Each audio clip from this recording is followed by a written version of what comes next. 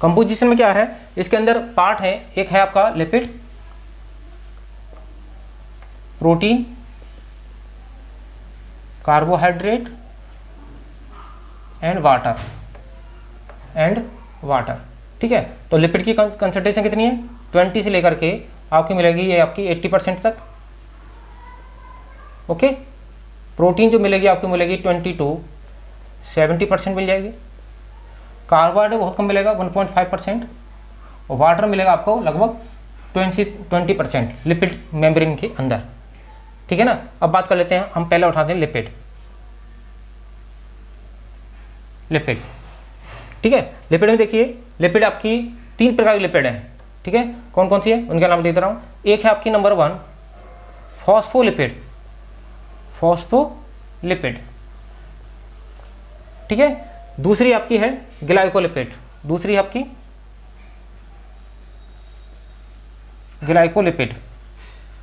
तीसरी आपकी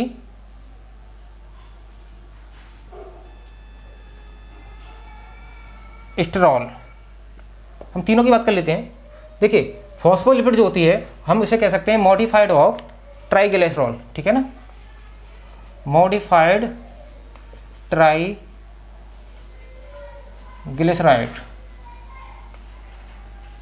होता क्या है कि जो ग्लिसरॉल है आपका भी बनाया था मैंने डायग्राम सी, उसमें यहाँ आपका ये कंडीशन थी, ओके।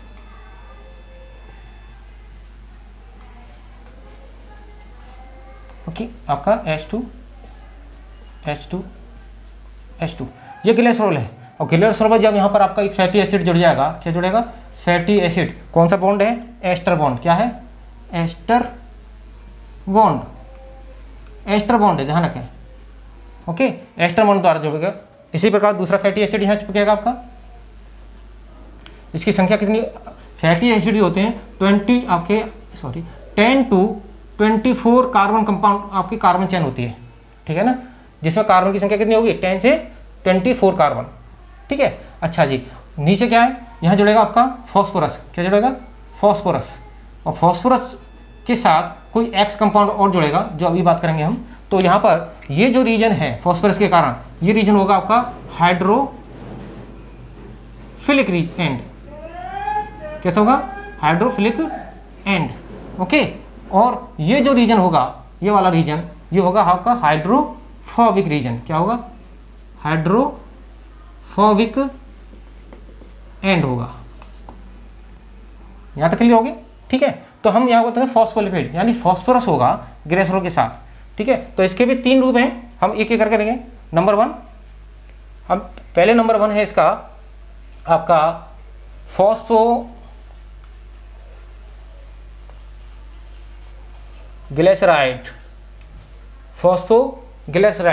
दूसरा है आपका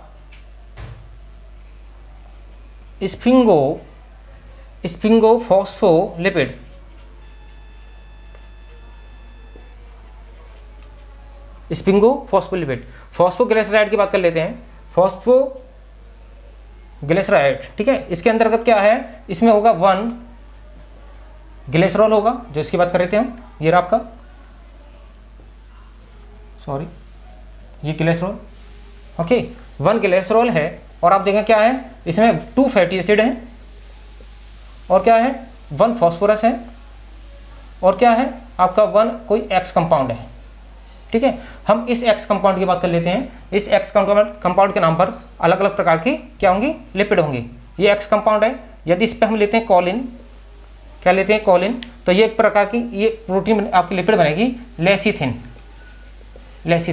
ठीक है ना। लेसिथिन अबंडेंटली पाई जाती है एनिमल सेल के अंदर, ठीक है, बहुत ज़्यादा मात्रा में मिलती है। दूसरी आपकी प्रोटीन आपकी जो कंपाउंड है वो है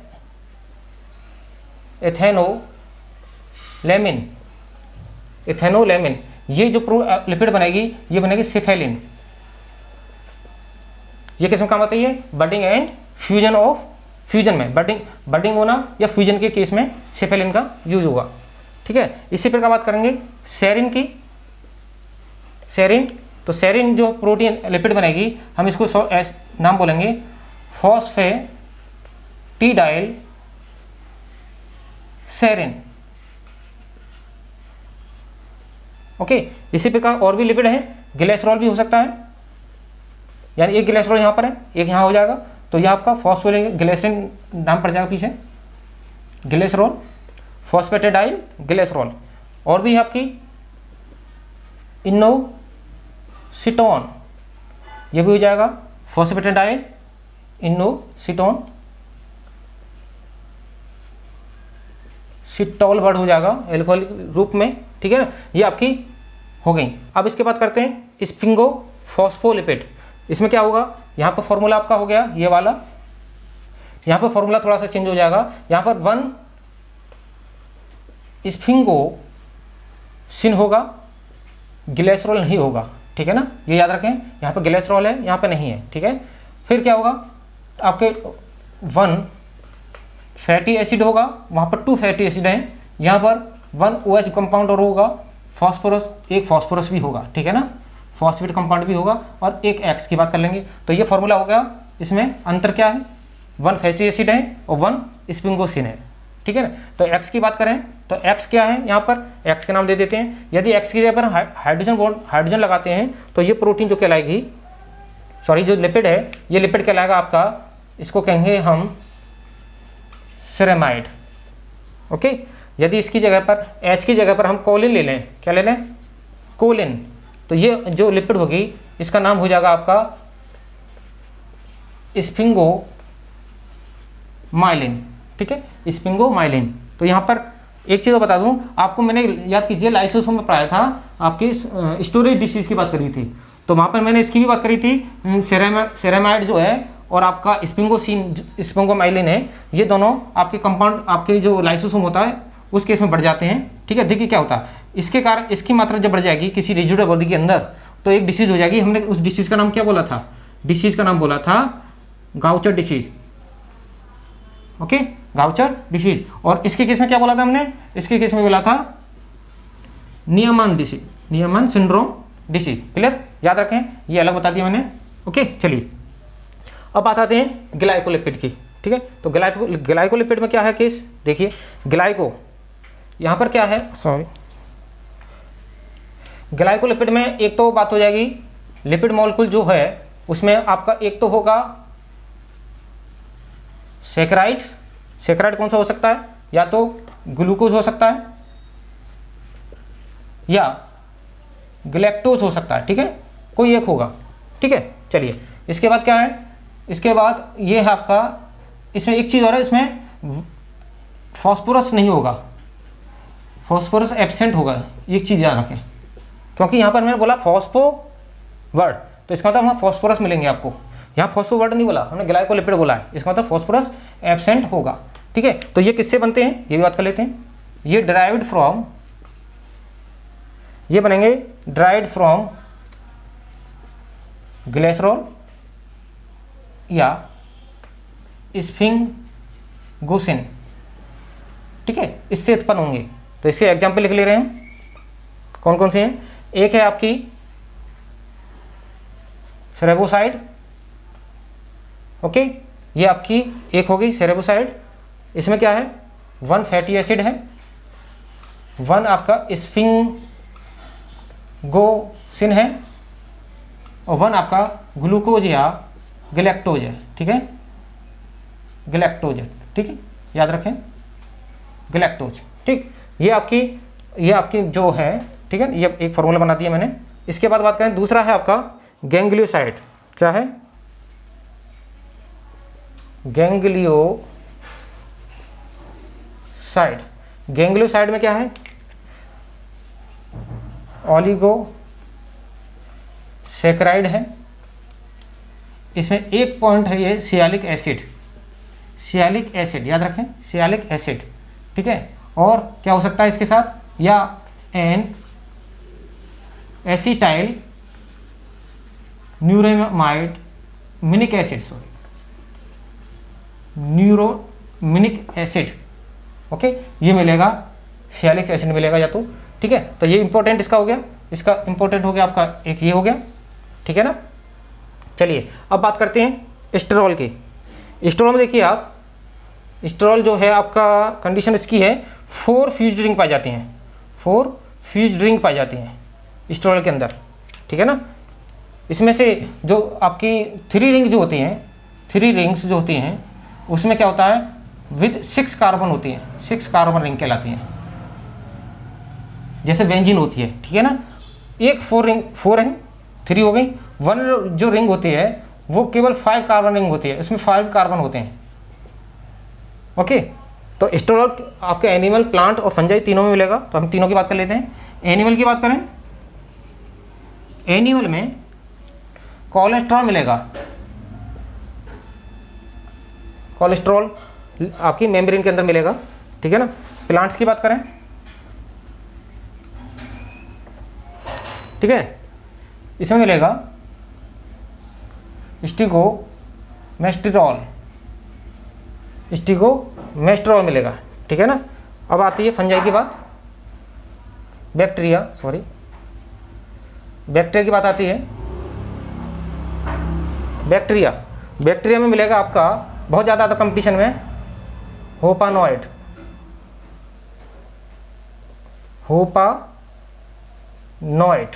इन तीनों का काम क्या है, इन तीनों का काम एक ही फंक्शन है सभी का। ये करते हैं स्टेबलाइज द प्लाज्मा मेम्ब्रेन, ठीक है ना।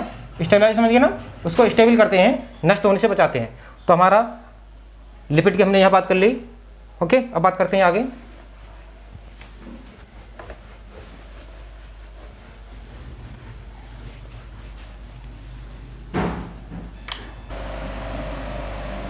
हमने बात करी थी एसिमेट्रिकल, इसकी थोड़ी सी बात कर लेते हैं, एक छोटा सा डायग्राम बना करके। जैसे मान लीजिए आरबीसी है, ये क्या है आरबीसी। ओके, आरबीसी में क्या होता है कि इसकी जो प्रोटीन होती है, 2 मेम्ब्रेन ले लेते हैं सीधा सा, ठीक है। ये मेम्ब्रेन है आरबीसी की, मेम्ब्रेन। इसमें ये यहाँ पर क्या होंगे लिपिड मॉलिक्यूल्स,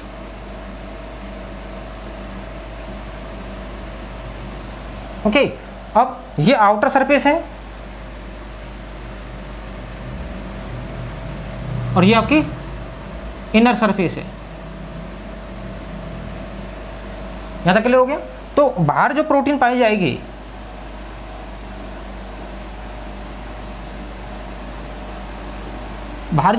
जाएगी, इसके सबसे बाहर जो प्रोटीन पाई जाती है वो पी कोलिन, याद कीजिए लेसिथिन की बात करी थी मैंने, ठीक है ना। लेसिथिन की मात्रा मिलेगी। और कौन सी मिलेगी आउटर साइड में,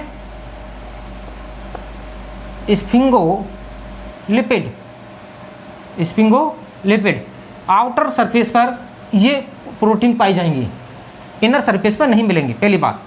दूसरी बात, जो इनर सरफेस पर बात करें तो इनर सरफेस में मिलेंगे आपकी पी सेरीन समझ गए, ठीक है, फॉस्फेटिडाइल सेरीन, ठीक है। और कौन सी मिलेगी पी इथेनोलेमिन। तो ये इनर सरफेस में मिलेगी। यानी इसका मतलब हो गया कि दोनों तरफ जो प्रोटीन्स होंगी वो डिफरेंट होंगी। कैसी होंगी, डिफरेंट होंगी। इसलिए इसको क्या कहा था हमने, asymmetric nature of cell membrane, ठीक है। अच्छा जी, और क्या बात है, कुछ इसके करैक्टर की बात कर लेते हैं। जो लिपिड मॉलिक्यूल्स होते हैं आपके,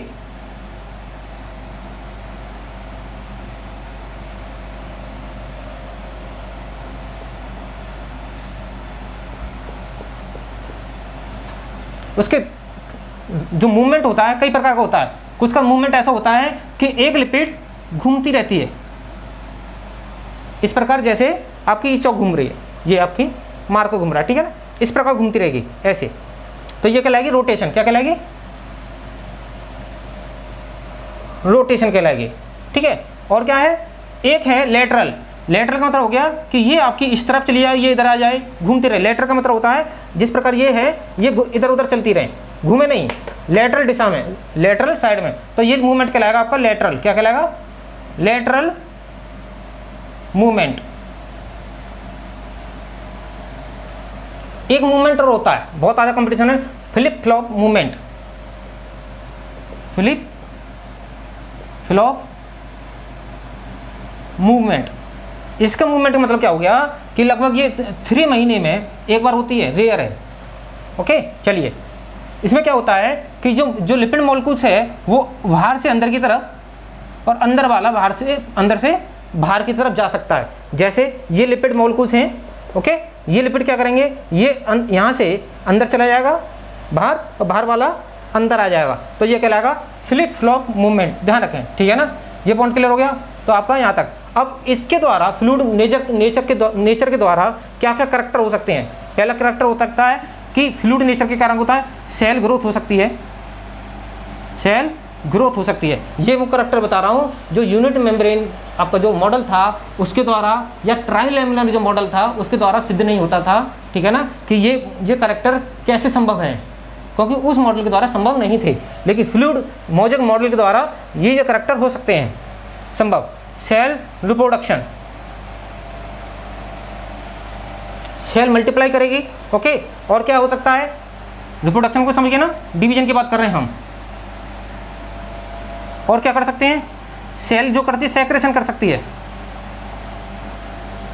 और एंडो एंड और एक्सोसाइटोसिस इसके द्वारा सिद्ध किया जा सकता है, ठीक है। और क्या है आपके साइक्लोस की, आप कह सकते हैं हम इंटरसेलुलर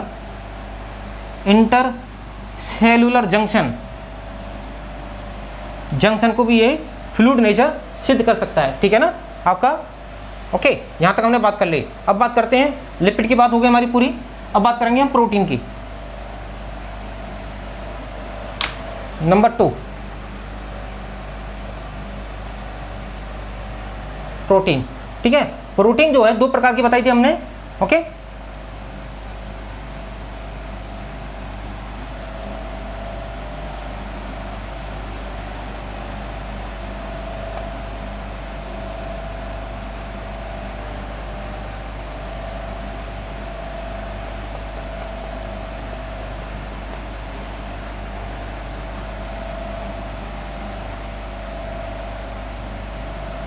ओके, तो इसमें 2 प्रकार की प्रोटीन थी। कुछ प्रोटीन तो बाहर थी, उन्हें क्या कहा था हमने, पेरिफेरल प्रोटीन, पेरिफेरल या एक्सट्रिंसिक प्रोटीन। जो अंदर थी उनको क्या कहा था हमने, इंटीग्रल प्रोटीन या इंट्रिंसिक प्रोटीन। याद रखें, इंट्रिंसिक प्रोटीन, एक्सट्रिंसिक प्रोटीन, ठीक है। यहाँ तक बात करें, इनके हम करैक्टर की बात कर लेते हैं, क्या क्या करैक्टर अंतर हो सकता है। इसके अंदर बात करते हैं अलग और इसकी बात करते हैं अलग। पहला, इसकी एक बात है, इसको इजी टू एक्सट्रैक्ट, इसे आसानी से अलग किया जा सकता है, ठीक है ना, क्योंकि ये बाहर हैं, क्योंकि ये बाहर की तरफ है, ओके। अच्छा जी, और क्या है, कैसे कर सकते हैं extract, why high and low ionic strength या पीएच डिफरेंस से, हाई पीएच करने पर, ठीक है ना, ये आपस आसानी से अलग हो जाएंगे। इसकी बात करें, डिफिकल्ट टू एक्सट्रैक्ट, इनको आसानी से अलग नहीं कर सकते, लेकिन किसी केमिकल के द्वारा कर सकते हैं। किसके द्वारा, बाई डिटर्जेंट और नॉन पोलर सॉल्वेंट के द्वारा इनको अलग कर सकते हैं, ठीक है। ये पॉइंट इन दोनों का अंतर हो गया। अब इनकी एग्जाम्पल की बात कर लेते हैं, ठीक है। इसमें देखिए आप, एक्सटर्नल प्रोटीन में एक आती है प्रोटीन का नाम है स्पेक्ट्रिन। किस मिलती है, in RBC, spectrin in RBC. और आरबीसी में कौन सी मिलेगी, एक और मिल जाएगी एन कायरिन, ये भी आरबीसी के अंदर आपकी मिल जाएगी। इनका काम क्या होता है कि जो सेल मेम्ब्रेन होती है उसके शेप को, उसकी फ्लेक्सिबिलिटी जो होती है उसको बनाए रखती हैं ये प्रोटीन्स, ठीक है ना। यहाँ तक हमारी बात हो गई। अब बात करते हैं आपके इंटीग्रल प्रोटीन की। तो इंटीग्रल प्रोटीन जो है इनको हम 2 प्रकार के कैटेगरी में डिवाइड कर सकते हैं। एक आपकी कैसे डिवाइड कर सकते हैं, हम इन्हें कह सकते हैं मोनोटॉपिक और पॉलीटॉपिक। देखिए मोनोटॉपिक का मतलब क्या है, मोनोटॉपिक का मतलब हो गया कि जब यदि हम ये प्रोटीन है किसकी बनी होती है, आपके पेप्टाइड चेन से, किसकी बनी होती है, पेप्टाइड चेन। यदि कोई पेप्टाइड चेन सिंगल आपके एक दिशा से निकल जाए इस प्रकार, तो एक ही बार वो इंटीग्रेट होती है, पार होती है, तो कहलाएगी मोनोटाइपिक। क्या कहलाएगी, मोनोटॉपिक, मोनोटॉपिक, या इसका दूसरा नाम कह सकते हैं हम सिंगल पास। क्या कह सकते हैं, सिंगल पास। ओके, यानी एक ही बार जाएगी। क्लियर। तो इसमें क्या हुआ, जैसे एग्जाम्पल ले लेते हैं हम, ग्लाइकोफोरिन। ग्लाइकोफोरिन इन इसकी जो अमीनो एसिड की संख्या है 130 अमीनो एसिड होते हैं, किसमें, in RBC, in RBC. Okay, ग्लाइकोफोरिन ये आपकी सिंगल पास की है। हम बात करते हैं अब मल्टी पास यानी पॉलीटॉपिक, इसको कहेंगे हम मल्टी पास प्रोटीन। इसका मतलब ये हो गया कि जब ये प्रोटीन बहुत बार ट्रांसफर होती है, कैसे, इसका भी एग्जाम्पल समझ लेते हैं यहाँ पर।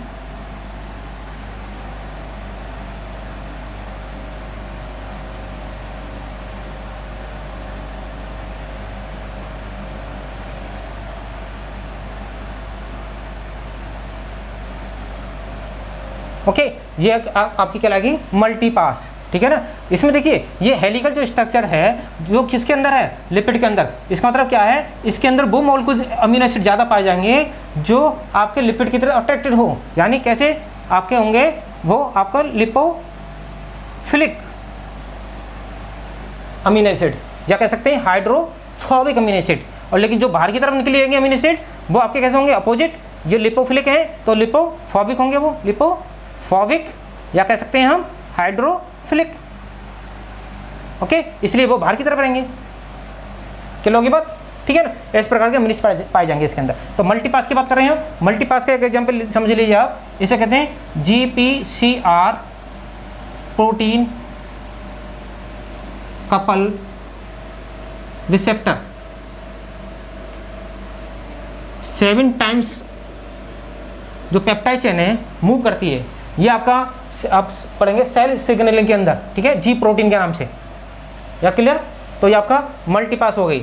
अब बात करते हैं जो इंटीग्रल प्रोटीन होती है, ये क्या करती हैं, जैसे ज़्यादा होती हैं तो ये, जैसे ये मैं ये कहूँ कि 5 हैं आपकी, 1 2 3 को 5, तो देखिए आप एक स्ट्रक्चर बनाएंगे इस प्रकार के।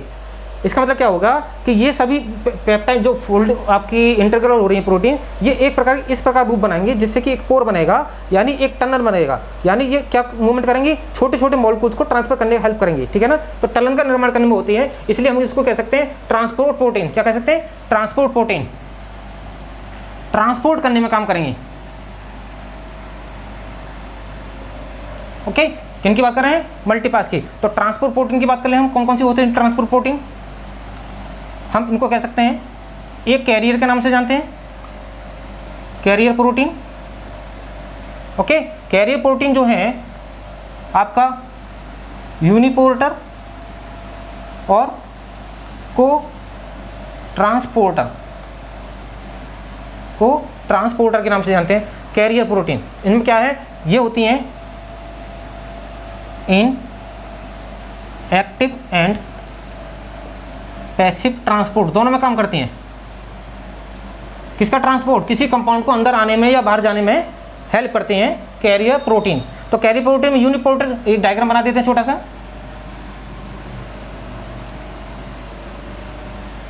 ये आपकी प्रोटीन है।